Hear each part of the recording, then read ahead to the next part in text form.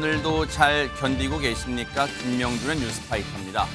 내가 조선의 국모다도 아니고 내가 양양의 주인이다. 이런 거 들어보셨습니까? 누가 한 말이냐고요? 김진하 양양 군수가 토지 용도 변경을 원하는 한 민원인에게 금품을 요구하면서 한 말이라고 합니다. 뿐만 아니라 그 여성 민원인 앞에서 바지를 훌러덩 내리면서 성적으로 부적절한 행위도 했다고 하는데요. 이 인간 양양이 아니라 영영 군수 못하게 해야 하는 거 아닙니까? 10월에 첫 김명준의 뉴스파이터. 잠시 뒤에 이 어이없는 어처구니 없는 사건 전해드리도록 하겠습니다.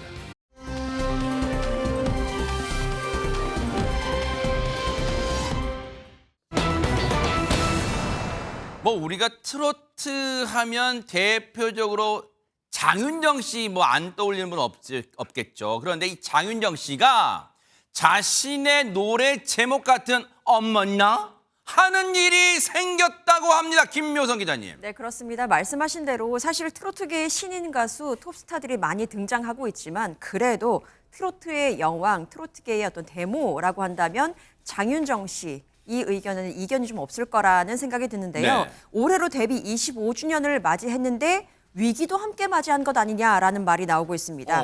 연일 구설에 오르고 있습니다. 그중에 하나를 말씀드리면 네. 지난 8월 31일입니다. 인천에서 행사, 공연이 있었습니다. 네. 이 공연에서 히트곡 꽃을 비롯해서 옆집 누나, 사랑아 짠짜라 뭐 이런 곡들을 연이어서 불렀는데요. 유명한 노래죠 다들. 네, 그렇습니다. 댄스곡이 연달아 이어졌습니다. 네. 근데 이 무대를 두고 지금 일부 비판에 휩싸인 겁니다. 왜요? 무대 일부가요. 라이브가 아니라 사전에 녹음된 목소리를 반주에 입힌 그러니까 그런 음원을 깔고 립싱크로 꾸며진 것 아니야? 라는 지적이 나온 건데 성의 없다. 비판에 휩싸인 겁니다.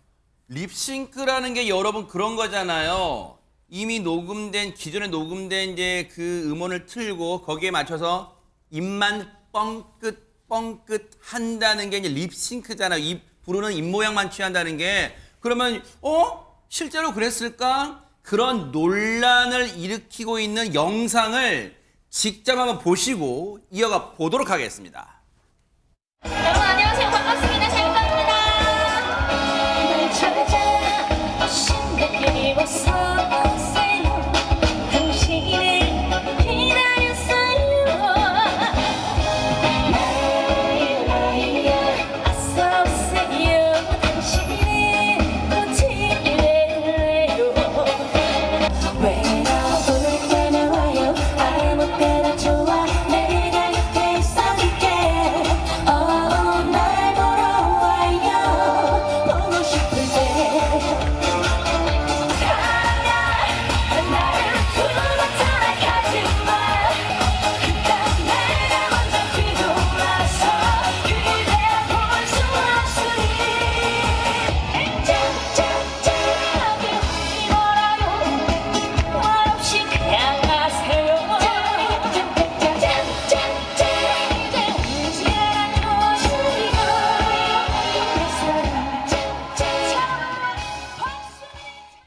일단 저희가 이제 네 곡을 차례대로 그 앞서 이제 이 흥겨운 댄스곡 이로 쫙 메들려 나왔다고 하니까 그걸 들려드렸는데 아마 이제 저 공연을 보러 가신 분이 이제 이렇게 현장에서 바로 찍는다 뭐 이런 직캠이라고 하면 그런 영상 같아요. 그런데 안진용 기자님은 이제 아마 가수분들 취재 현장 취재 뭐 공연 취재도 많이 다니실 테니까 뭐 나름 이제 우리 지금 여기 나오신 분들 중에서는 그런 전문가에 속하시니까 지금 저 영상 보셨을 거 아니에요.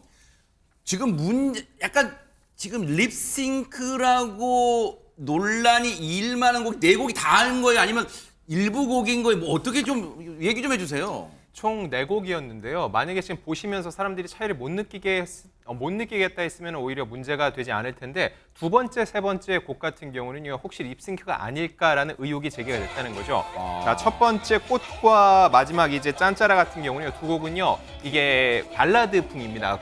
정통 트로트. 그러니까는 이거는 움직임 별로 없죠. 그래서 본인이 확연하게 라이브로 부르는 모습을 볼 수 있는데 두 번째 옆집 누나와 세 번째 사랑 같은 경우는 댄스가 곁들여져 있거든요. 이 부분에 대해서 장윤정 씨의 소속사 얘기는 MR을 일부 사용을 했다는 겁니다. 이 MR이란 게 뭐예요? 이 MR이 반주가 녹음된 음원입니다. 근데 여기서 립싱크랑은 차이가 있다는 걸 말씀드릴게요.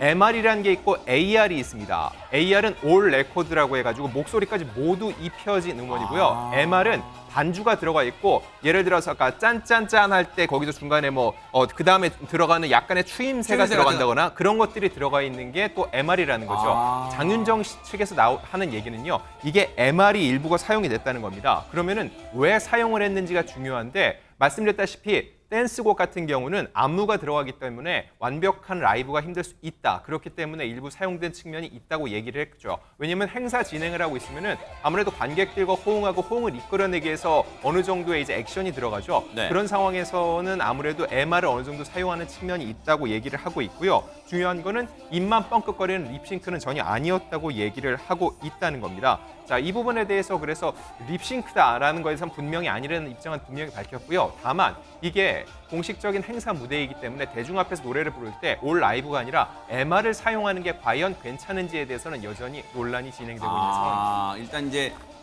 안진용 기자님은 이제 이런 공연 취재 많이 다니시니까 지금 차이점 MR과 또 AR 우리가 지금 이제 학습을 또 하게 됐어요. 그런데 최진영 변호사님 이제 그런 생각을 하실 것 같아요. 이제 이 공연 가신 분도 그렇고 지금 시청자분들도 저 영상 보시면서 약간 뭔가 안 맞는 것 같기도 하고 왜냐면 마이크를 안 댔는데 지금 뭐 이 가사는 나오는 부분도 막 있고 그러잖아요. 지금 영상으로 봐도 왜냐면 이게 우리 그런 말 시체말로 그런 게 있잖아요.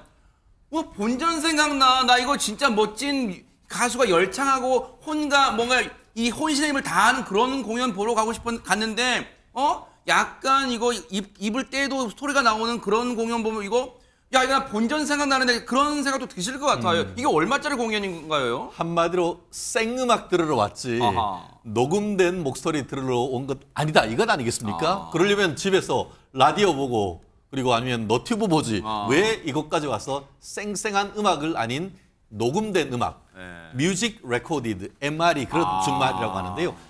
보통 MR이란 것은 사실 목소리는 빼고 반주만 있는 것을 보통 MR이라고 하는데 지금 그 해명이 사실이라고 한다고 하면은 그러면 반주뿐만 아니고 일부는 그 가수의 목소리도 일부 녹음된 MR을 쓴다는 말인가 이런 어떤 우리 평소 때 생각하지 못한 그런 이슈가 지금 성립되는 것 아니겠습니까? 실제 지금 그 언론 보도를 보면은 이분 같은 경우에는 평소에 한 번 이렇게 출연할 때 개런티 출연료가 대략 2,500만 원 전후가 된다고 합니다. 저 행사 한번 뛰면 예, 저 뭐 우리 변호사들 민사 사건 수임 하나 하면은 500만 원 받아서 1년을 지금 고생하는데 그거 생각하면 역시 연예인 걱정할 일은 아니구나 하는 생각인데 결국 그렇게 해서 어떻게 보면 지역자치단체의 지방자치단체의 세금으로 이렇게 출연료를 했었는데 거기에 모인 주민들을 위해서 생음악으로 쌩쌩한 어떤 목소리를 하는 것이 아니고 녹음된 목소리를 들려주는 것이 과연 합당한가 이 이슈인 것 같은데 어쨌든 지금 이 기획사 측 같은 경우에는 그런 것은 아닙니다라고 해서 문제는 있는데 말씀대로 립싱크가 뭡니까? 입하고 나와서 하는 이 음원이 싱크로나이즈 동조화되면은 그게 있는지 없는지도 모르는데 그 음악과 목소리가 뭔가 차이가 나면서 동조화가 안 되니까 이거 갸우뚱하는 그런 문제가 지금 된 것 같습니다. 근데 이렇게 이제 소속사는 여러분 립싱크 아니에요. 오해하지 말아주세요라고 이제 해명까지 냈어요. 그러면 손정희 변호사님, 뭔가 좀 논란은 사그라드는 분위기일까요? 어떻습니까? 그렇지는 않습니다. 지금 논란이 계속되고 있는 것인데요. 그제 한 온라인 커뮤니티에 이런 글이 올라왔습니다. 뭘까요? 이제 오는 5일에 이제 부산에서 한 행사가 있는데요. 10월 5일 날요? 네, 해운대 해수욕장에 있는 공연이 이제 그 행사 과정에서 장윤정 씨도 출연 예정인 공연에 대해 한 민원인이 부산 시민으로 이제 이 출연료가 지급되는 행사에 장윤정 씨가 출연하는 것은 부적절하다라고 하면서 국민신문고에 이제 민원을 하면서 출연을 재고해달라 이런 취지로 글을 올렸다라는 글도 지금 잇따르고 있는 상황이고 네. 현재 담당자가 검토 중인 상황이라고 이야기를 하면서 이 5일까지 행사 일정 감안해서 최대한 빠른 답을 주겠다 이런 답을 받았다는 이야기도 나오고 있는 상황이어서 일부 사람들은 여전히 해명에도 불구하고 좀 부적절하다 이런 민원을 제기하고 있는 실정입니다. 공연이 좀 여러 개가 지금 예정되어 있는데 네. 25일, 26일에도 광양 K-팝 페스티벌이 아, 있거든요. 그래요? 거기에는 이제 그 예정대로 장윤정 씨가 이제 무대를 이어갈 예정이라고 합니다. 일단 5일이면요 코앞이잖아요. 한 사흘 이번 주 이제 주말 같은데 그 공연에서는 이제 부산의 한 분이 민원 제기한 거예요. 부산 시민 세금으로 주는 그 출연료 난 반댈세 장윤정 씨 출연하는 거 반댈세라고 국민신문고에 민원을 제기했고 광양은 아직은 여유가 있어서 그런저런 25일, 26일 아직은 예정대로라지만 이 논란이 향후 앞으로 어떻게 되냐에 따라서 광양 공연도 어떻게 튈지는 몰라요. 장담 못하는데 그러다 보니까 하재근 평론가 앞서 김묘성 기자님 설명 중에 데뷔 25주년을 장윤정 씨가 맞았다는데 경사스러워야 될 시점에 뭔가 지금 조금 불편한 소식들이 장윤정 씨한테 들려오는 거잖아요, 지금. 네, 그 장윤정 씨가 그동안 거의 구설수 없이 국민 스타급으로 활동을 해왔었는데 지금 위기에 봉착했다고 할 수 있을 것 같습니다. 아, 위기까지요? 그러니까 이러한 이제 뭐 논란이 생기면서 콘서트에서까지 뒷말이 나오고 있는데 그래요? 장윤정 씨가 10월 19일 오후 2시에 콘서트가 예정이 돼 있거든요. 네. 그런데 총 1,600여 석인데 네. 오늘 오후 2시 30분 기준 네이버의 그 2시 30분 기준으로 잔여석이 있다는 거예요. 남은 자리가 네. 아직 안 찬 네, 자리가 그 최근에 콘서트 하면 우리가 보통 피켓팅 뉴스 많이 들었잖아요. 네. 표 사기가 힘들다. 뭐 광클 한다 그러잖아요. 네, 그런 얘기 많이 들었었는데 이번에 피켓팅은커녕 남은 자리가 있다는 거예요. 지금 257석이 남았다고 네. 그런 이야기가 나오고 있어서 지금 뭐 인기가 사실 좀 떨어진 거 아니냐 네. 그런 지적이 일부 나오고 있다고 하는데 네. 장윤정 씨가 여기 대해서도 말을 했습니다. 네. 뭐라고 그랬냐면 트로트 열풍이 식었다고 생각하지 않는다. 공연 티켓 값이 비싸서 문제라고 생각하지도 않는다. 그저 저의 인기가 예전만 못해진 것이 분명한 이유다. 라고 하면서 이럴수록 인원이 적을수록 한 분 한 분 더 마주치며 노래하겠다. 그렇게 입장을 밝혔습니다. 아니 그러면 안진용 기자님 이게 이제 어떻게 보면 냉철한 자기 반성일 수 있어요. 지금 이 장윤정 씨 얘기가 트로트 열풍 식은 거 아니에요, 여러분. 오롯이 제 인기가 식은 거지. 그렇게 생각하지 말아줘서 더 열심히 할게요. 이렇게 얘기했는데, 근데 이상하게 공교롭게 앞서 그 립싱크 논란과 이제 이렇게 같이 이제 겹치다 보니까 시청자분들이 장윤정 인기 진짜 식어진 거 아니야? 진짜 뭐 그런 생각도 하시긴 하실 것 같아요, 진짜. 지금 두 가지 사안이 맞물렸는데 좀 분리해서 볼 필요가 아하. 있습니다. 일단 1,600석 공연에서 지금 이미 80% 이상이 나갔는데 트로트 공연은 그 특성상 대부분 현장 판매가 굉장히 많습니다. 연세 드신 분들은 이 온라인 예매가 익숙치 않기 때문에 현장에 와서 오는 분들도 적지 않다는 거죠. 그렇게 놓고 봤을 때 최종적으로는 90% 이상 판매가 된다고 했을 때는 거의 매진에 가깝기 때문에 사실상 지금 인기가 떨어졌다라고 얘기하기 쉽지 않을 것 같은데 네. 다만 장윤정 씨 입장에서는 이런 비판에 대해서 일일이 해명하고 변명하기보다는 본인이 수용하겠다라는 자세로 오히려 낮은 자세로 임했다는 거죠. 네. 반면 이 앞선 이 MR 논란은 다소 좀 다르게 바라볼 필요가 있습니다. 왜냐면은 이 네 곡 중에서 두 곡은 라이브로 소화를 했다는 거죠. 근데 나머지 두 곡은 댄스곡이어서 그랬다라는 이유를 댔지만은 그 현장에 왔던 대중들 입장에서는 그거 모두 라이브 음악을 듣고 싶었을 확률이 충분히 높다는 거죠. 그렇기 때문에 이제 장윤정 씨가 앞서서 콘서트도 많이 남아있고 다른 공연들도 있는데 결국 여기서 돌파할 길은 본인이 다음 공연 때 분명히 더 많은 영상들과 더 많은 취재가 올 겁니다. 본인이 스스로 실력에 문제가 없다는 거 이런 거를 실력으로 돌파하는 게 가장 올바른 방법일 것 같습니다. 안진용 기자님이 의미심장한 얘기를 해주신 것 같아요. 왜냐하면 시청자분들도 꼭 장윤정 씨 이번 논란뿐 아니라 가수들의 콘서트를 직접 보러 가는 이유가 뭐예요?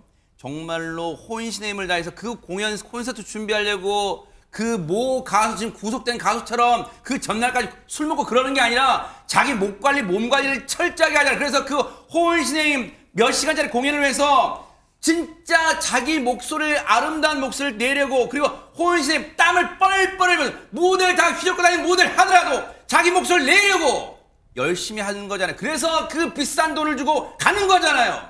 관객분들은 그 마음을 가수분들은 헤아려 주시기를 기대를 해보도록 하겠습니다.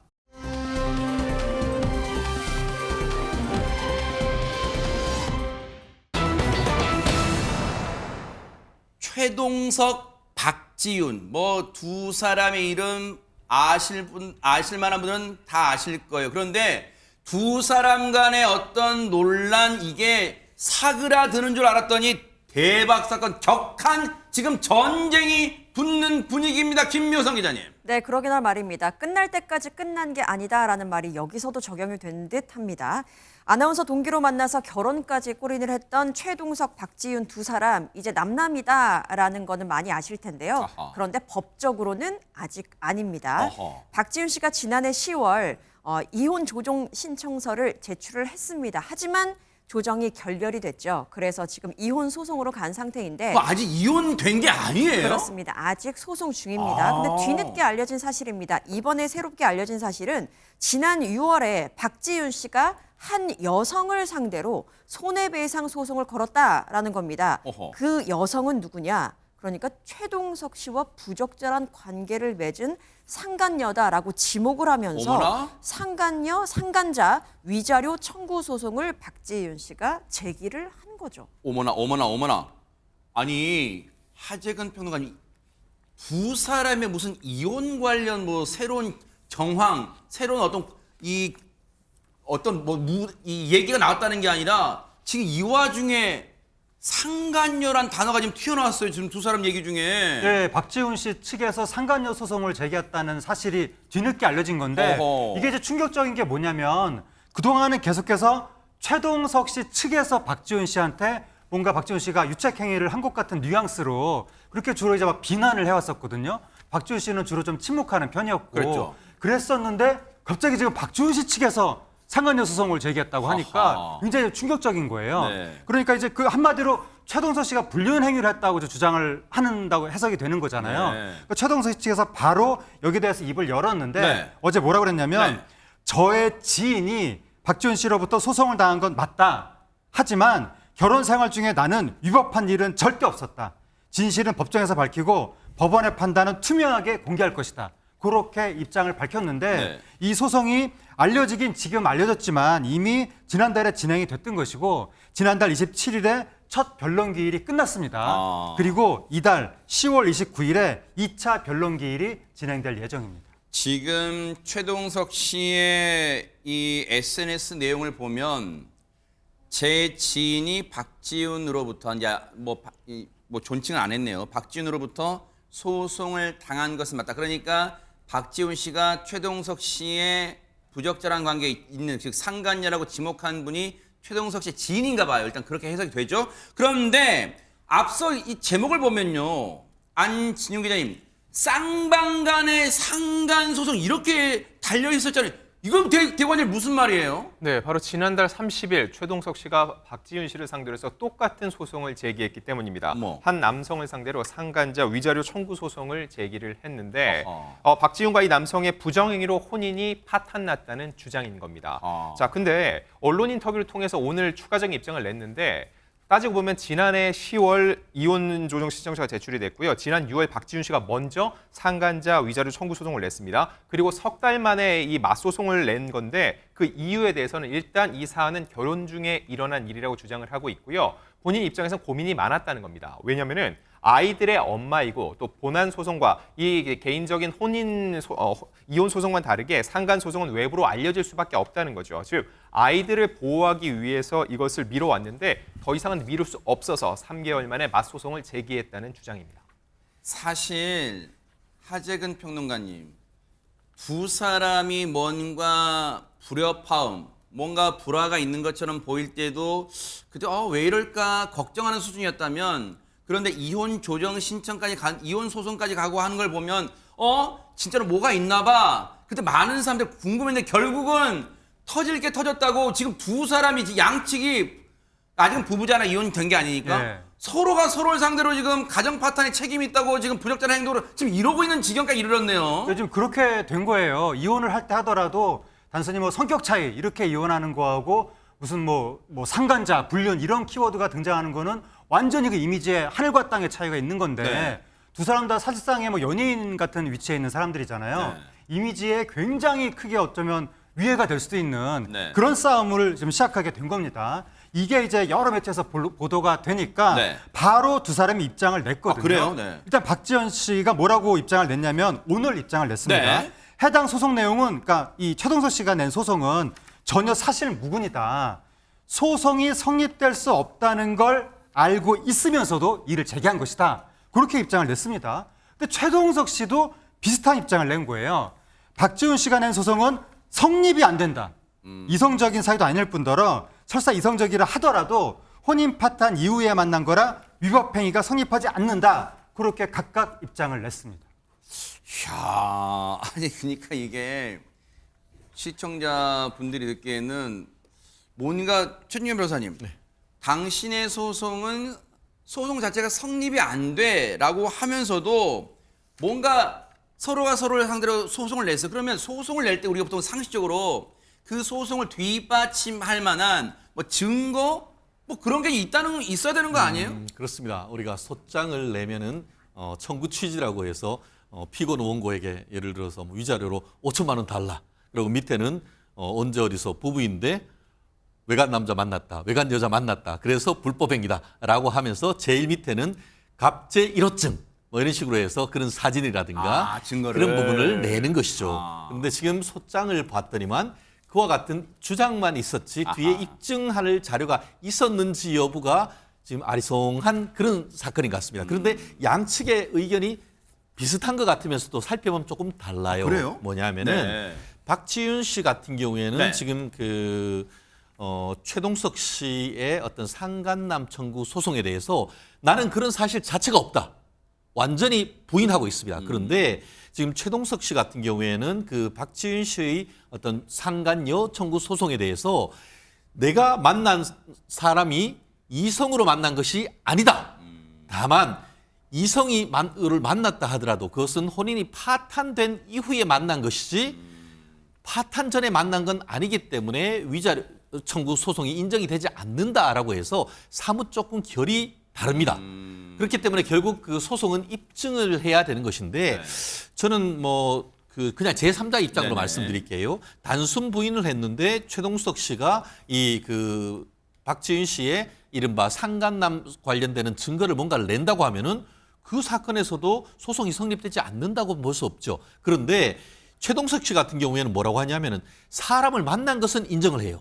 그런데 그게 이성적인 관계가 아니고 그런 뉘앙스잖아요, 그죠? 이성적인 관계가 있다 하더라도 혼인 파탄 이후에 만난 거기 때문에 위자료 성립이 안 된다 이런 것인데 설령 파탄됐다 하더라도 이혼이 확정되기 전까지는 이게 어떻게 보면은 그와 같은 다른 여자나 이성을 만나는 것을 종용했다든가 아니면은 용서했다든가 이런 부분이 있다고 하면은 지금 최동석 씨의 말씀이 맞을 수 있지만 그것이 아니고 단순히 파탄난 상태에 있었다고 해서 상간남 소송이 인정되지 않는 것은 아니다. 마치 지금 우리나라 굴지의 대기업 이혼 사건에 있어가지고도 보면은 파탄 나서 몇 년이 지났지만 그럼에도 불구하고 다른 분을 만나고 했는 부분에 대한 용서를 하지 않았다는 이유로 해서 수십억의 손해배상 청구를 했던 케이스가 있지 않습니까? 네. 그렇기 때문에 이번 그 최동석 씨의 어떤 박지윤 씨부터의 어떤 상간녀 소송과 관련해 가지고는 앞으로 다툼의 여지가 있어 보인다라는 것이 제 개인적인 어떤 변호사의 입장입니다. 그러면 서로 쌍방 간의 상간 소송 이루어진 거 전에 사실 손정희 변호사님 앞서 두 사람의 이혼 소송이 이혼 조정이 결렬됐잖아요. 정확히 말하는 이혼 조정이 결렬돼서 지금 이 법적인 이혼 소송으로 옮겨가게 된 거잖아요. 이혼 조정 신청은 왜 그럼 결렬된 거예요, 두 사람은? 이혼 조정이 성립을 하기 위해서 양쪽이 주요 쟁점에 대해서 다 동의를 해야 되는 상황인데 알려진 바에 의하면 이혼 조정 기일에 양육권과 관련해서 다툼이 있었다고 합니다. 그러니까 두 아이에 대해서 엄마인 박지윤 씨가 모두 양육권을 갖겠다라는 게 박지윤 씨 주장이었고 최동석 씨 입장에선 그중에 한 명이라도 내가 양육권을 가져서 아이들 키우고 싶다. 서로 이렇게 양육권이 서로 다른 경우에는 조정이 쉽지 않습니다. 돈 같은 경우에 서로 양보시킬 수 있지만 아이들 문제는 칼로 자르듯이 이렇게 흑백 논리로 정할 수가 없기 때문에 조정이 성립이 안 됐었을 것으로 추정되는 상황이고요. 또 나아가서 지금 본안 소송인 이혼 소송 절차로 위반된 관련돼서도 재산 분할 관련해서 아무래도 재산 분할 대상인지 기여도가 얼마인지 다툼이 계속적으로 진행되고 있다라고 하는 걸로 봐서는 두 사이에 이혼은 서로 그래 어쩔 수 없이 이혼하는 사이와는 동의를 하지만 아이 문제나 재산 분할 문제는 여전히 다투고 있다라고 해석할 수밖에 없고 그러다 보니까 양측이 누가 이 혼인관계를 깨뜨렸는가에 대한 혼인관계 파탄의 주요 유책 배우자인 원인관계도 지금 다투고자 한쪽은 상간남이 있다, 한쪽은 상간녀가 있다라고 서로 그 유책 배우자가 누구인지도 지금 소송에서는 다툴 것으로 예상하는 상황입니다. 아니, 이렇게 되면 사실 이제 두 사람을 뭐 아끼고 응원했던 팬분들이나 그리고 시청자분들 입장에서는 안진용 기자님, 앞서 뭐 박지윤 씨 SNS도 잠깐 이렇게 나왔습니다만, 물론 아이들 얼굴은 저희가 뿌옇게 처리했습니다만, 주변에서 이 상황을 바라볼 때 안타까워하시는 분들이 많을 거예요. 왜냐하면 특히 아이들도 지금은 저 이제 이 발달 정도를 보면 이제 상당히 돌아가는 상황을 알 정도의 나이는 된 것 같은데, 아이들이 혹시나 지금 2명인데 서로 뭐 양육을 나눠 하네 어쩌네 이런 지경까지 이르면 결국 아이들이 상처를 받을까 걱정하시는 분 많으실 것 같아요. 맞습니다. 대중들도 그 부분을 굉장히 우려하고 있고요. 그래서 이 사안은요, 두 가지로 나눠서 봐야 됩니다. 일단 혼인관계가 파탄난 부부로서 두 사람은 서로 다른 주장을 하고 있죠. 이제 주장만 있고 입증은 없습니다. 근데 이게 뭐 제3자 가사 사건이기 때문에 경찰이나 검찰이 개입하는 것도 아니고 본인들이 입증해야 되거든요. 스스로 입증해서 재판부의 판단을 받을 때까지는 최대한 침묵을 지키는 것이 오히려 좋을 거라 생각하고요.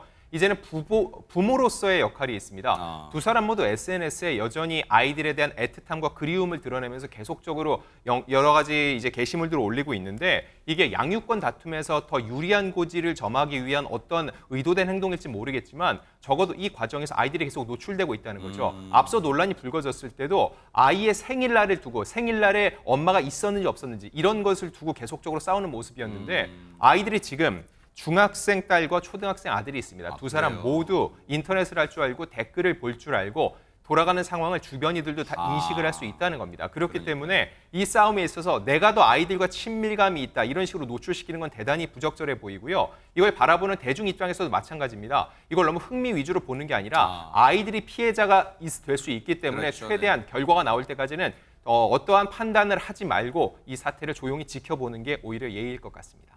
시청자분들도 답답하실 것 같아요. 어쩌다 이 지경이 됐을까 그런 생각하실 것 같습니다. 어쨌든 이 결과가 어떻게 될지 좀 따라붙어 보도록 하겠습니다.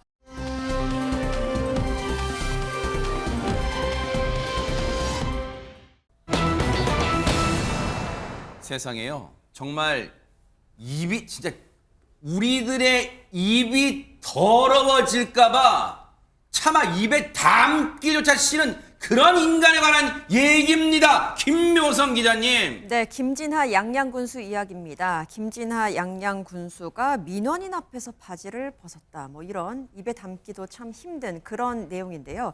피해 여성과 김진하 양양군수가 사실 2014년 사람이에요? 지방선거 그 선거운동 때 그때 알게 된 네. 사이라고는 합니다.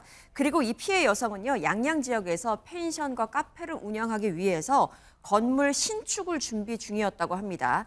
그리고 피해 여성의 주장에 따르면 지난해 12월 27일입니다. 피해 여성의 지인들과 모임을 갖고 있었는데 김 군수한테 전화가 옵니다. 전화를 받았더니 네. 당신이 운영하는 카페로 몇 시까지 와라 라는 내용이었다고 합니다. 어. 그래서 카페에 가서 만났습니다. 네. 만나서 이 피해 여성은 내가 토지 용도 변경을 위해서 그 변호사를 선임하려고 준비 중이다라는 자신의 이야기를 하니까 김진하 군수가 하는 말이 이렇습니다. 뭔데요? 내가 양양의 주인인데 내가 해결해 줄 테니 그 선임 비용 나한테 주시오라고 이야기를 했다는 겁니다. 허허. 그래서 피해 여성은 준비한 그 500만 원을 김 군수한테 전한 뒤에 민원 내용에 대해서 조금 더 상세히 전달했다고 합니다.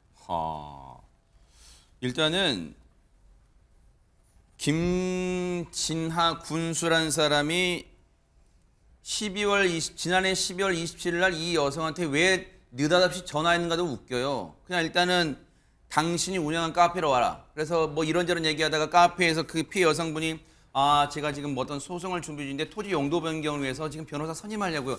그래? 내가 양양의 주인인데 나한테 변호사 선임 비용 줘. 내가 해결해 줄게. 그랬다는 거예요. 지금 손정희 변호사님. 아니 군수가 양양의 주인 맞습니까? 팩트 체크해 주세요. 말도 안 되죠. 그 양양을 위해서 일하라고 선출직으로 공무원으로 우리가 뽑아준 것이고 그 봉사라는 자리를 가지고 자신이 주인이다라고 하는 것은 적반하장일 수밖에 없는데요. 놀라운 것은 그런 어떻게 보면 지역의 현안 문제를 둘러싸서 돈을 가져오라고 한 거잖아요. 네. 이것은 단순히 청탁금지법을 넘어서 뇌물수수로 봐야 되지 않을까라는 허허. 생각을 하고 있고요. 네. 일단 피해 여성이 현금뿐만 아니라 안마의자도 굉장히 고가잖아요. 이것도 이제 전달했다고 합니다. 그런데 더 놀라운 주장이 있는데요. 네. 이 피해 여성의 주장은 이 화장실을 내가 다녀왔는데 김 군수가 바지를 모두 내리고 있는 모습을 보게 됐다는 뭐라고요? 거고요. 해당 CCTV도 있습니다. 물론 방송 중에 저희가 그대로 송출할 수는 없고 일단은 이 모자이크 처리된 CCTV 사진이 있는데요. 피해 여성은 김군수 바지 올리면서 지금 남의 영업장에서 뭐 하는 짓이냐 그렇게 이제 응대를 했다고 하는데 그랬더니 또 김군수는 아 그럼 내 차 안에서 이야기하자 이렇게 제안을 했다는 것이고요. 이후의 모습은 또 영상이 있습니다. 어머나. 영상으로 설명해 드리겠는데요. 아하, 네네. 그리고 나서의 상황은 지금 주차장이잖아요. 네. 피해 여성이 뒷좌석에 탑니다. 그리고 이 승용차가 움직이기 시작하는데요. 네. 운전석에서 이제 또 내리는 군수의 모습을 보고 있는데 네. 뒷좌석으로 군수가 어? 옮겨 타는 모습 보시고 어? 계십니다. 잠시 뒤 이 군수가 또 차에서 내리게 되는데요. 네. 이 바주침을 어머나. 정리하면서 내리고 어? 이어서 또 이 차 안에서 피해 여성도 내리는 모습입니다. 야, 이게 지금 보고도 지금 우리의 눈을 의심하는 그런 상황이에요. 진짜 안 보는 삶이다 하는 그런 말이 나올 정도로 더러워서 못 보겠어요, 진짜. 근데 보세요. 저게 지난해 12월에 있었던 일이에요. 김묘성 기자님, 시청자분들이 지금이 10월이야. 한 10달 정도 지난 왜 이제서야 공개됐을까? 이런 생각 하시는 분도 계실 것 같아요. 네, 뒤늦게 폭로를 했다라는 데는 그만한 이유가 있었던 것으로 보입니다. 이 피해 여성이 말하기로는 사실 그동안 김군수에게 성적으로 부적절한 행위 여러 번 당하긴 했는데 당시 구체적인 증거를 확보하지 못했기 때문에 구체적인 증거 확보가 우선이었다. 괜히 증거가 없을 때는 역공을 당할 수도 있다라는 두려움이 있었던 것으로 보입니다. 네. 그렇기 때문에 증거를 확보하기 위해서 그리고 또 두 번째로는 양양 군수가 양양의 주인은 아닐지라도 가장 힘 있는 사람이라고 느꼈다고 합니다. 그럴 수 있어요, 그래서 사실, 네. 말을 하지 못했다라고 하고요. 네. 또 여성은 뉴스파이터 제작진에게 자신의 입장을 문자로도 보내왔는데 아, 그래요? 네, 그 내용을 한번 보시겠습니다. 그럼 김묘성님 차분차분하게 읽어주세요. 네네. 네, 알겠습니다. 그동안 양양 군수에게 속았다라는 것을 일단 전제로 했습니다. 아. 그러면서 재산적 손실, 정신적 피해 받은 사람으로서 더 이상 두고 볼 수 없었다라는 겁니다. 그리고 이 김진아 군수 같은 경우에는 자신이 소유하고 있는, 그러니까 이 피해 여성이 소유하고 있는 토지를 용도 변경해서 개발이 용이하게 해줄 것처럼 속여서 금품을 갈취를 했고 이에 더 나아가서 군수의 그 신분상의 위력으로 성착취까지 했다라고 고발을 하는 세상에. 상황입니다. 그리고 자신의 어떤 이 피해 여성은 개인적인 정신적 피해를 호소하기보다는 더 이상의 자신 같은 피해자가 생겨서는 안 되겠다라는 그 심정으로 양양 군수의 행태를 고발하게 됐다라고 밝혔습니다. 앞서 이 피해 여성분이 저희 제작진하고 나눈 그 장문의 문자 실제 그 화면 보여드렸죠. 정말 긴 내용을 보내주셨어요. 사실 모르긴 몰라도 이 내용을 저희 제작진에게 보내시면서 그 마음이 그 속이 얼마나 새까맣게 타들어갔을까요? 제3자들은 짐작하기 어려울 수도 있어요. 근데 보세요, 하지금 평론가님. 예. 자, 일단은 이 피해 여성분의 주장이라고 해둘게요. 그렇다면 이에 대해서 김진하 양양 군수라는 사람은 어떤 입장도 안 내고 있는 거예요, 그러면? 예, 그 김진하 군수의 입장을 알기 위해서 뉴스파이터 제작진이 여러 차례 전화나 문자를 했지만 네. 전화를 받지도 않고 회신을 해오지도 않았습니다. 아하. 근데 김진하 군수가 네. 다른 언론과의 인터뷰를 통해서 입장을 밝힌 게 있거든요. 아하. 그 김진하 군수가 밝힌 입장이 굉장히 지금 질타도 받고 논란이 되고 있는데 왜요? 어떤 내용인지 시청자분들도 한번 들어보시고 예, 차근차근 읽어주세요. 판단해 네네. 보시기 바랍니다. 네네. 이렇게 김진아 군수가 이야기를 했다는 겁니다. 차에서 민원인과 이야기만 나눴으며 뒷좌석에 함께 탄 이유는 기억이 나지 않는다. 네. 그리고 직접 하의를 내린 건 맞지만 여성이 요청한 일이었고 아차 싶어 이내 바지를 끌어올렸다. 그리고 돈 봉투가 아니다. 정확히 기억나지는 않는다. 찻잔 같은 걸 받은 것 같다. 현금을 받을 일도 없고 있을 수 없는 일이다. 네. 라고 하면서 일방적으로 안마의자를 보내왔다. 너무 무거워서 돌려보내지 못하고 집에 보관 중이다. 이렇게 해명했습니다. 제가 여러분과 함께 분노하기 전에 차분차분하게 접근해 볼게요. 그러면 소송을 여러 건 진행해 보신, 접해 보신 최준영 변호사님이 들으시기에는 김진아 군수의 해명이라는 게 일단 와 닿습니까? 납득이 됩니까? 어떻습니까? 변호사를 선임하십시오. 지금 잘못하면은 검찰이든 경찰이든 구속영장을 청구할 가능성이 상당히 높아 보이는데 언론에 대고 이런 얘기를 한다는 것 사실 자체가 피의자로서 지금 어떤 우리가 상식에 어긋나는 얘기를 하고 있다라고 보이는데요. 저는 지금 인터넷에서 기사를 보고 양양에서 바지를 내렸다? 서핑하러 바다에 들어가나 이런 생각이 있습니다. 최근에 양양이 젊은이들의 서핑의 성지 아닙니까? 그렇게 참 좋은 지역에 군수란 사람이 이와 같은 의혹의 어떤 중심에 섰다는 사실 자체가 정말 어이가 없는데요. 지금 그 안마의자가 왔다는데 그거에 대해서 어떻게 했냐 했더니만 일방적으로 보낸 거고 너무 무거워가지고 돌려보내지를 못했고 집에 보관을 하고 있다. 공직자가 집으로 자기가 주문하지 않았던 것이 왔다면 어떻게 해야 되죠? 돌려보내야죠. 네. 집으로 들이면 안 되는 것이죠. 아마 집에 보관을 하고 있다는 것은 잘 쓰고 있다는 것 얘기 아니겠습니까? 저것 자체가 저 시가가 얼마인지가 모르겠습니다만 그 시가에 해당하는 거에 어떤 그 뇌물죄가 성립될 수가 있을 가능성이 매우 높고 그것을 스스로 자백하는 것이죠. 더불어서 돈 봉투가 아니다. 그럼 뭐였습니까? 그럼 해명을 해야죠. 그리고 더불어서 제일 황당한 것이 얘기는 나눴는데 뒷자리에 갔고 가만히 알고 봤더니만 바지가 내려가 있다? 이걸 그러고 옆에서 이제 그 여성이 요청을 했다? 부인하고 있지 않습니까? 우리가 그 피해 여성이 지금 MBN에 보낸 걸 보면은 이분이 본인이 양양의 주인이라고 했고 양양에서 가장 힘이 센 사람이라고 표현을 하고 있습니다. 그러면은 결국 본인은 정말 여성이 요청했다라고 하지만 이른바 여성의 어떤 그런 그 성인지 감수성을 봤을 때는 저 부분은 경우에 따라서는 뭐 무슨 일이 있었는지 추후에 확인을 해야 되겠습니다만 업무상 위력에 의한 추행이 될 가능성이 상당히 높아 보입니다. 그리고 그 죄를 부인했을 경우 지금의 실무상 구속영장이 청구되는 케이스가 상당히 많기 때문에 지금 이와 같은 해명을 하는 것에 대해서 아마 처음에는 자기도 모르게 그 얘기를 했다가 최근에 지금 MBN이 인터뷰를 요청하니까 아이고 이거 큰일 났다 싶어서 지금 대답을 안 하는 것 같은데 제가 만약에 이 담당하는 그 수사기관이라고 한다고 하면은 이 언론에 나왔던 이 김군수의 진술 이것도 사실상 자백하는 내용으로 해서 법정에 넘길 가능성 높지 않을까 봅니다. 네. 뭐 뉴스파이터 MBN 뉴스파이터 제작진의 전화를 회피한다고 될 일은 아닐 것 같아요. 왜냐하면 손정희 변호사님 언론 보도 이후에 그러면 해당 지역 경찰에서는 가만히 수수방관하고 있는 겁니까? 어떻습니까 지금? 아닙니다. 어제 강원경찰청에서는 이 피의 의혹에 대해서 입건전 조사, 그러니까 내사를 진행 중에 있다라고 하고 피해 여성에 대한 조사도 마쳤다라고 이제 밝히고 있는 상황이고요. 그리고 나서 이제 김 군수의 입건 여부를 이제 결정하겠다라는 입장인데 사실 이 정도 구체적인 피해 주장과 일정 부분의 어떤 증거가 확보되어 있다고 한다면 내사 단계가 아니라 빨리 피의자 수사해야 되는 사건이죠. 빨리 피의자 소환 조사하고 관련된 증거가 확보가 된다면 신변에 대한 어떤 검토도 해야 될 것이고 물론 무고하게 허위로 주장하는 피해자도 있을 수 있으니까 다방면에 이제 조사는 해야겠지만 이미 본인이 구체적인 행위 몇 개는 인정을 했잖아요. 이건 내사 단계가 아니라 빨리 강력 수사로 전환해야 되는 사건입니다.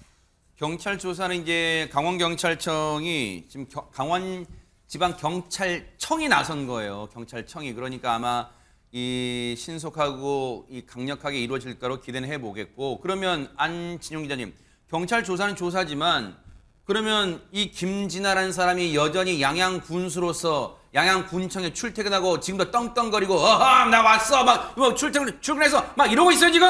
네, 여전히 군수직은 유지하고 있고요. 지난 2014년부터 내리 3연임 중입니다. 일단 의혹이 제기된 후에 김 군수는 일신상의 이유로 소속 정당인 국민의힘에 탈당계를 제출을 했고 내자마자 국민의힘은 탈당 처리를 했습니다. 이에 대해서 더불어민주당 강원도당은 김 군수의 탈당과 국민의힘 강원도당의 즉시 탈당 처리는 속전속결 꼬리자리이고 군수직 유지를 위한 얄팍한 꼼수라고 꼬집었고요. 탈당을 한다고 군수의 범죄 혐의가 없어지지 않는다고 성토했습니다. 김진하라는 사람은요. 나중에 경찰 조사 이후 이제 어떻게 될지는 쭉 조사 받아 이 뉴스파이트가 따라붙어 보겠지만 그보다 먼저요. 왜 이 일로 부끄러움은 양양 국민들의 몫이 돼야 되는 거예요? 어째서 이런 무책임한 짓을 저지르고도 그런 뻔뻔한 얘기를 하는 거예요? 앞으로 경찰 조사 성실하게 임하고 정말 죄가 있으면 달게 받기를 바라세요. 그리고 국민들한테 그리고 그 결과에 따라서 상하는 이 행동을 취하기를 눈 부릅뜨고 뉴스파이터가 지켜보도록 하겠습니다.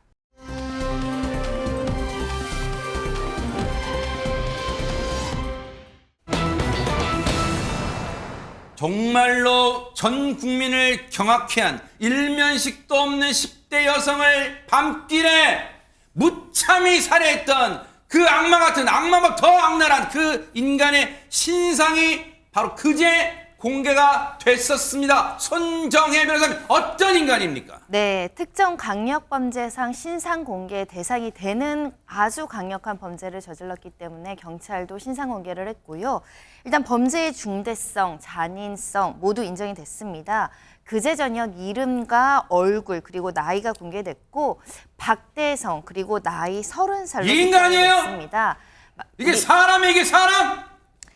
길거리에서 정말 죄 없이 길 가던 그 10대 여성을 무참하게 살해했던 정말 억울할 정도의 사건으로 보이는 상황인데요.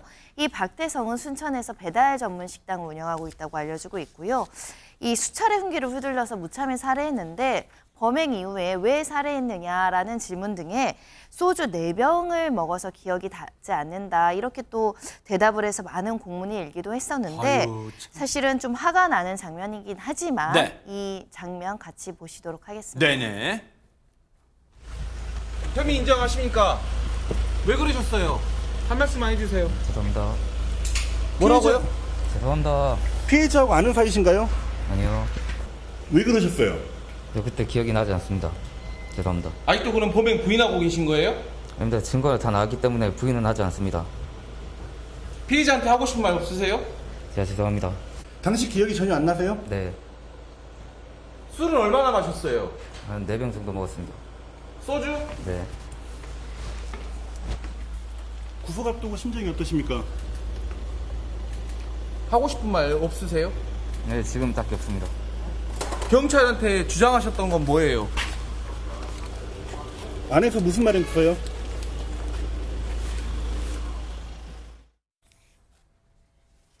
저런 건방지고 인간 같지도 않은 저 인간이 하는 답하는 태도 보셨죠? 김묘성 기자님. 저 인간의 태도로 보면 지금도 뉘우침은 눈꼽만큼도 없고 아, 왜 귀찮게 기자라는 인간들이 나한테 질문을 해. 지금 그런 투로 말을 툭툭 내뱉고 있어요. 건방지게 지금. 그러기나 말입니다. 또 뉘우침이라든지 반성의 기미가 전혀 보이지 않는 듯한 모습 확인할 수 있었는데요. 사실 소름 끼치는 장면이 하나 더 있습니다. 뒤늦게 공개가 되면서 뭔데요? 많은 분들이 지금 온라인상에서 지금 화제가 되고 있는데 뭔데요? 10대 청소년을 살해한 그 직후입니다. 13분 뒤의 모습이 CCTV에 잡힌 게 있습니다. 네. 그때 맨발로 도주를 했거든요. 이렇게요. 네. 그런데 이 장면에서 보면요. 한 컷을 한번 보시겠습니다. 박대성이 입꼬리를 올리고 활짝 웃는 듯한 어머나. 그런 모습이 이렇게 잡히면서 어머나. 이 장면을 캡처한 사진이 지금 온라인 커뮤니티에 삽시간에 퍼지고 있는데요. 어머나. 누리꾼들은 이 모습을 보고 살인을 하고 가는 길에 웃는 모습, 사이코 같다, 소름 돋는다. 술 먹었다고 감형해주면 절대 안 된다라는 등 분노를 지금 표출하고 있습니다. 그리고 이 이후에 그러니까 살해한 다음의 모습이 지금 목격자들의 증언들이 많이 잇따르고 있는데요. 박대성은 살해 후에 들르는 술집이 있습니다. 그 술집에서 전혀 모르는 점주에게 이모 나 알지? 라면서 외상할게 라면서 밖으로 또 나갔다고 합니다. 목격자는 이 박대성이 술에 취해서 결혼할 여자랑 싸웠는데 싸워서 나왔다라면서 눈도 무섭고 또 발을 보니까 맨발이었기 때문에 보는 사람들이 굉장히 무서웠다라면서 목격담을 전하기도 했습니다. 저 CCTV 영상을 보면요. 10대 여고생이었어요. 착했어요. 친구를 집에까지 배웅해주고 바래다주고 왜 밤길 안전하게 바래다주고 자기도 무서울 수 있는데 바래다주고 집으로 돌아가는 길이었어요. 그런데 저 악마 같은 인간이 그 10대 소녀를 무참히 살해하고 13분 뒤에 저 영상 찍힌 거잖아요. 13분 뒤에 저 영상 찍혔을 때 이쪽에서 보이니까 이쪽 이 화면 왼쪽은 안 보일 수 있는데 그 인간이 바라봤던 곳이 얼핏 보면 뭐가 있어요? 가게가 있죠. 가게에 그때 뭐가 있고 가게에 유리창, 유리문 같은 게 있겠죠. 유리문에 붙인 자기의 모습을 보고 저렇게 입꼬리가 올라가게 웃었는지는 모르겠지만 그럴 가능성이 높지만 어쨌든 너무너무 소름 끼쳐 안지훈 기자님 뭔가 자기의 모습을 봤는지 모르겠지만 입꼬리가 올라갈 줄 웃는다. 이거 어떻게 봐야 되는 겁니까? 네, 그렇기 때문에 저 박대성이 본인은 기억이 나지 않는다고는 하지만 계획 범죄가 아닐지에 대해서도 지금 수사가 진행이 되고 있습니다. 왜냐하면은 이 박대성은 3개월 정도 자신의 가게에서 숙식을 진행을 했는데 살해 직전 30분 전에 흉기를 소지한 채 가게를 수차례 오간 것이 이미 CCTV를 통해서 확인이 됐습니다. 게다가 이렇게 흉기를 소지한 채로 길 가던 택시가 멈춰서 택시기사와 한참 대화를 나누는데 이걸 보고서는 혹시라도 범행 대상을 물색한 게 아니냐라는 좀 의심까지 하고 있는 상황이고요.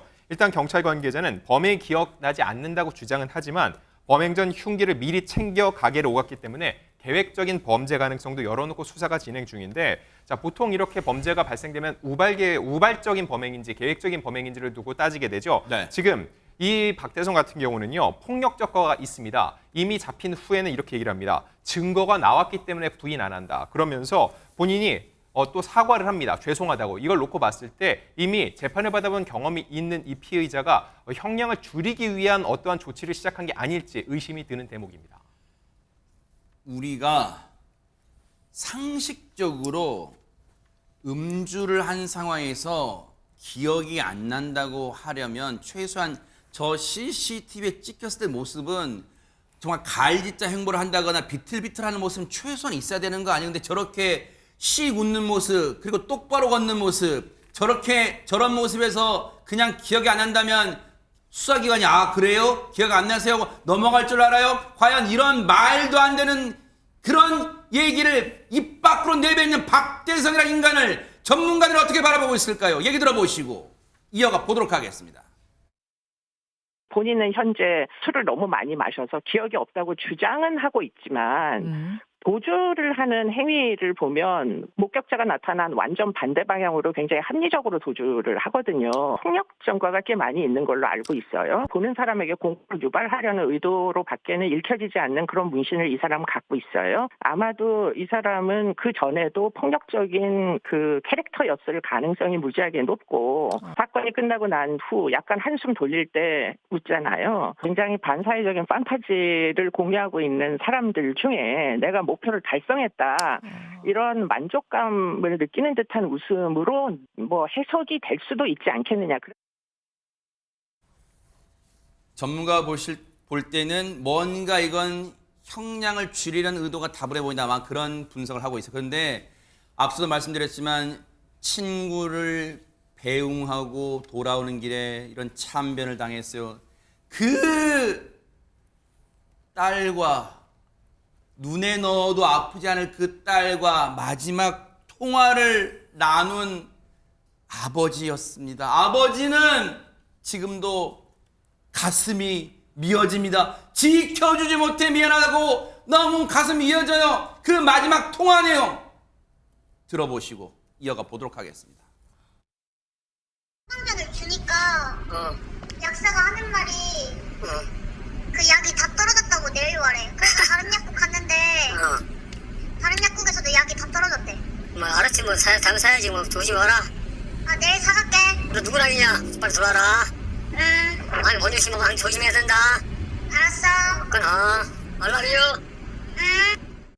부모로서 제 마음이 제일 아파요, 선생님. 합격했어요. 경찰 공무원한다고 해가지고 공무원 채사다가 있거든요. 그 설명을 썼는데 거기를 다 버리자고 끝난 거예요, 선생님. 근데 막 찢어지죠. 부모가 자식 새끼 버려놓고 부모가 마음 필요 하나 없잖아요. 아내를 갔는데 뭐 기절지게 더 걸지도 못해요. 들으신 것처럼 피해 여고생의 어머니는 지금 혼절했습니다. 당연하죠. 생떼 같은 자식을 하루아침에 잃었어요.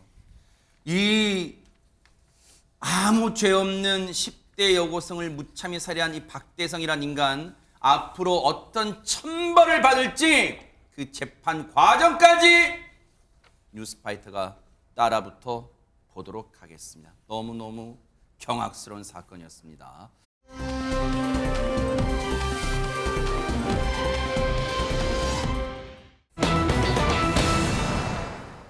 순천에서 벌어진 일도 끔찍하고 아직도 충격이 가시지 않았는데 지금 보세요. 이런 일이 또 가슴 철렁한 그런 사건이 벌어졌어요. 안진용 기자님. 지난달 2일 대구에서 발생한 사건입니다. 그 아찔했던 현상 영상을 통해서 보여드리겠습니다. 네.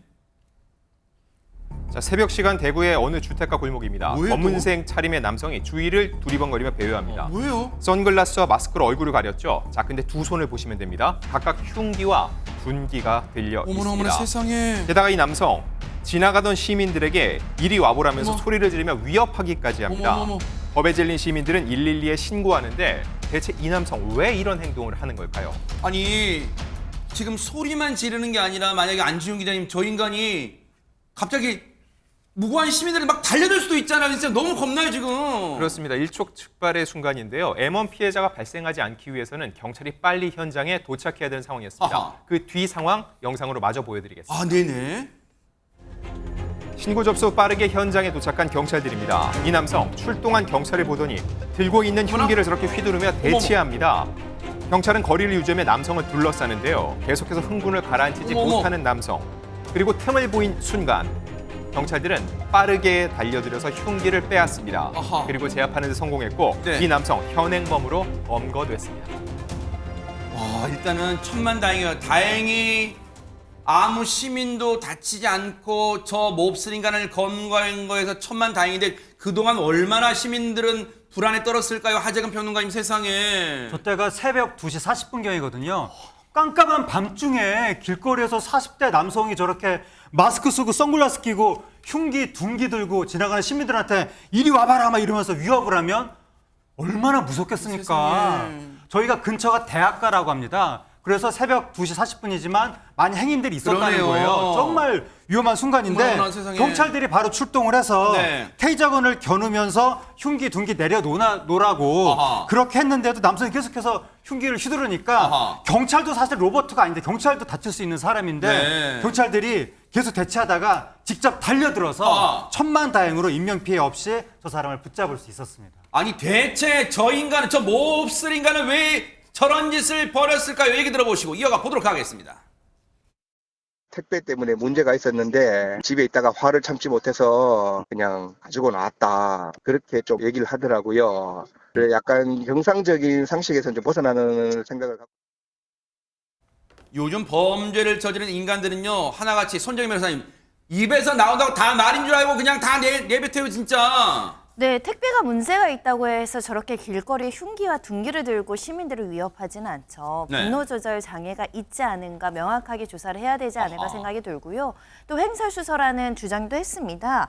경찰이 자기를 잡으러 오면 나도 방어를 해야 하지 않겠느냐라는 주장을 했다는 건데 네. 경찰이 오면 방어용으로 저렇게 흉기를 휘두르는 것이 공무집행 방해죄가 성립을 하는데도 이런 좀 이해하기 어려운 주장을 하는데요. 그래서 이제 술이나 약물을 복용했는지를 검사를 했지만 그렇진 않다라고 합니다. 네. 일단 경찰은 이 40대 남성에 대해서 특수협박죄로 지금 조사 중이고요. 네. 정확한 범행 동기를 지금 묻고 있는 상황입니다.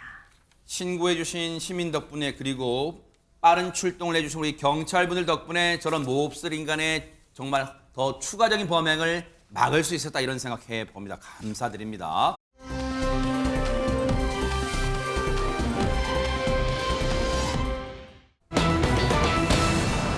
버스를 훔쳐 통일대교 돌진한다? 이거 무슨 영화 촬영 장면인가? 이거 대체 무슨 일인 거야, 하재근 평론가님? 이 어떤 사람이 밤중에 차고지에서 마을 버스를 훔쳐 타고 북한으로 가려고 했던 사건이 뭐라고요? 있었습니다. 어떤 사건이냐면 영상이 있습니다. 어머나. 당시 이제 영상을 보시면 네네. 한밤중에 차고에 모자를 쓴 남성이 이제 모습을 드러냅니다. 남성이 버스 주위를 서성이면서 창문이 막 열리는지 확인하기도 하고 수상쩍어요. 네, 그러더니 잠시 후에 갑자기 버스에 불이 들어옵니다. 근데 어허. 버스가 움직여서 차고지를 빠져나가는 모습이 갔나 봐요, 저렇게 버스에. 영상에 잡혔는데 어허. 저렇게 남성이 버스를 훔쳐서 네. 차고지에서 8km 떨어진 통일대교까지 주행을 했습니다. 어머나. 저 남성의 최종 목적지는 네. 바로 북한이었습니다. 뭐라고요? 관련해서 주민분 얘기 들어보시고 이어가 보도록 하겠습니다. 전혀 모르는 사람이에요. 외지인들도 없어. 왜냐면 외지인들은 임진각 구경을 많이 오지. 김묘성 기자님, 저 인간의 최종 행선지가 북한이란 건 그냥 저 인간이 차 훔친 다음에 둘러대는 과정에서 나온 말이겠죠, 그냥? 근데 일단 행동을 보면요. 정말 그 의도가 있었던 것으로 보입니다. 왜요? 어제 오전 1시경에 있었던 일인데 주차된 마을버스를 훔치는 모습 이렇게 확인할 수 있었죠. 네. 당시 버스 안에는 차량 키가 있었습니다. 어머나. 그래서 훔칠 수 있었는데 이 버스는 파주 통일대교 남단에서 막아서는 군부대 초병을 만나게 됩니다. 아하. 그런데 이 제지에도 무시한 채 차를 그냥 북단으로 몰아버리는 거죠. 여기 바리케이트 다 설치되어 있잖아요, 여기. 네, 이렇게. 그렇습니다. 그래서 어허. 이후에 이 바리케이트를 들이받고 멈춰서게 됐고요. 어머나. 오전 1시 30분께 체포가 됐습니다. 어머나. 그냥 저 인간이 그냥 둘러댄 말인 줄 알았더니 실제로 저기 통일교를 지나서 가려고 했나 봐요. 근데 최진용 변호사 저렇게 잡힌 저 인간 대체 누구예요, 진짜? 알고 봤더니 10여 년 전에 대한민국의 품을 안긴 탈북자였다고. 아, 그래요? 네, 서울 그 신림동에 거주를 하고 있는데 네. 특별한 직업이 없다 보니까 상당히 생활고에 시달리면서 나 돌아갈래 하면서 고향인 북한으로 돌아가려고 하면서 차를 운전하려고 했는데 네. 사실 몇 년 전에 그 DMZ의 JSA를 통해서 북한 집차가 한번 넘어온 적이 있지 않습니까? 그렇죠. 네네. 그게 그것 또한 어려운 걸 알겠는데 저렇게 큰 버스를 타고 올라가려고 했다? 상상이 좀 안 되는 그런 상황이었던 것 같습니다. 어쨌든 우리 군 이 초병들의 발빠른 대응으로 저 인간을 검거할 수 있었는데 대체 왜 진짜 저 말이 고지고대로 믿어야 되는 건지 경찰 얘기 들어보시고 이어가 보도록 하겠습니다. 검색해서 옛날에 여기 와서 저 일도 해본 적이 있어갖고 그래서 왔답니다. 문이 열려 있었고 키가 안에 있었다고 들었어요. 아니 100번 양보해서요, 최진영 변호사님. 대한민국의 버스를 훔쳐 타고 북으로 넘어가도 진짜 100% 가정법으로 얘기해볼게요. 넘어간다고 하면 환영받을 거라 생각했을까요? 아마 뭐 인민영웅쯤 되겠죠. 아. 요즘 남북 간의 어떤 그 상황이 좋지 않고 거기다가 남북 경제력 격차가 상당히 큰데 거꾸로 탈북했던 사람이 돌아온다고 하면은 북한에서는 상당히 환영받을 수 있겠죠. 하지만 그것은 꿈에 불과하죠. 비행기를 타고 넘어가는 것도 힘들 텐데 도로를 통해 가지고 철통같이 방어하고 있는 대한민국 육군이 있는데 그렇게 한다는 것은 현실적으로 어렵다. 다만 지금 그렇기 때문에 아마 술이나 약물을 했는 것이 아닌가 그런 것도 조사를 한 것 같은데 네. 아직까지 그러한 부분에 대해서는 추가적인 동기, 조사가 좀 필요한 것이 아닌가 생각합니다. 자신이 저지른 행동이 얼마나 무거운 죄인지는 앞으로 법에 처벌받으면 알 거예요. 반드시 법에 따끔한 처벌받고 반성하기를 기대를 해보도록 하겠습니다.